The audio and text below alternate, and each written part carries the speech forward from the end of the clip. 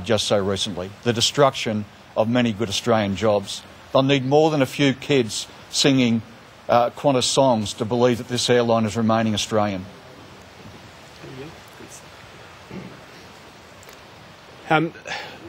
Greens just don't accept the argument that the only way we can have a viable national carrier is by using cheap offshore labour.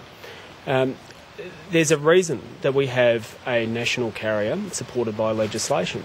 It creates a local industry, and that means local jobs.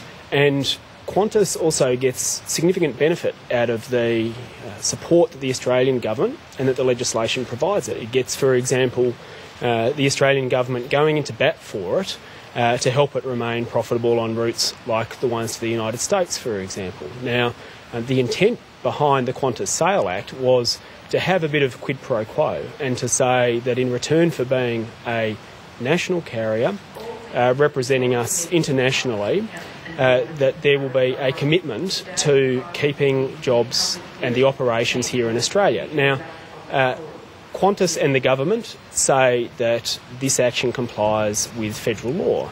And they say that because this is a subsidiary that they're setting up. Now, that's actually a worrying argument, because when you think about that, what that means is that Qantas could retain nothing more than a shell operation here, and provided that the majority of a shell operation was run out of Australia, it could conduct as much of its business offshore using cheaper labour as it wanted. And I don't think that that's what the Australian public expects when we say in legislation that Qantas will remain majority national owned. And I support the call for the government to look at whether this act is compliant with the intent of the legislation, and if there's something wrong with the legislation, whether the government intends to fix it.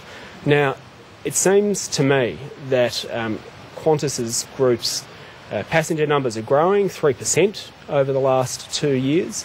It enjoys very strong performance in many of its divisions, and I remain to be convinced that the airline is going to suffer serious commercial detriment if it can't employ cheap labour overseas. And I've arranged a meeting with the CEO of Qantas to ask some of those questions, because this seems to me to be about increasing a thin edge of profitability at the expense of some local jobs, and it's going to have serious impact, and all the while expecting the government to continue to go into bat for Qantas in the international arena as Australia's national carrier. So I want to hand over to Scott Lablin.